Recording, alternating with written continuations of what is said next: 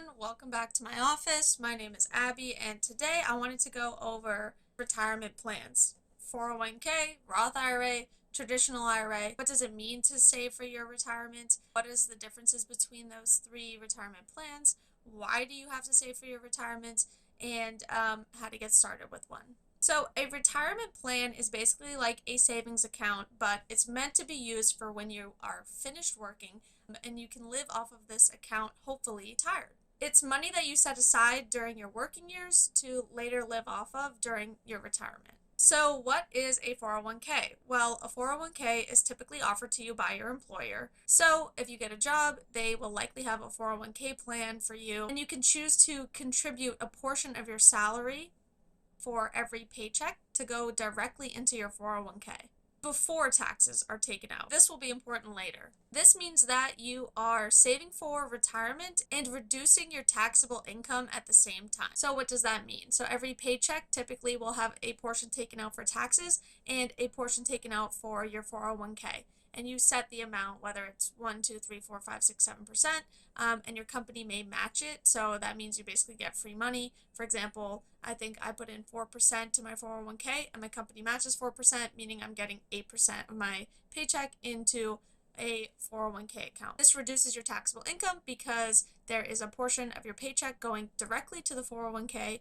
pre-tax, and so that means you don't have to pay that amount on taxes during that paycheck. So a Roth IRA is another type of retirement savings account, but it is not tied to your job. You open a Roth IRA on your own and you will manage it on your own.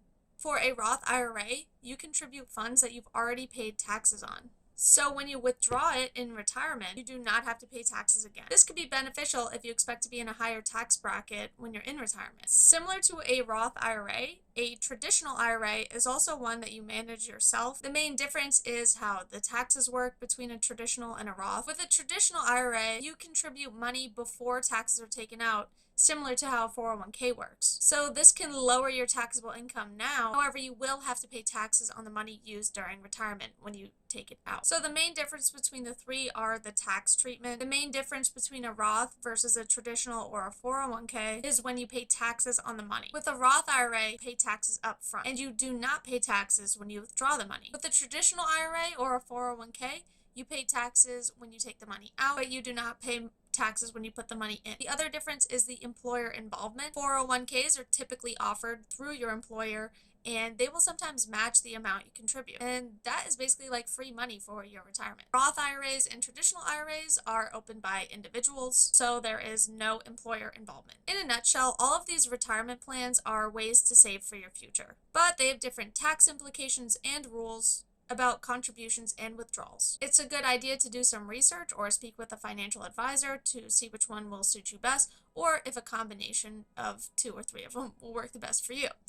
And with all that said, that is me explaining a 401k, Roth IRA, traditional IRA, and how it might work to fit your current portfolio.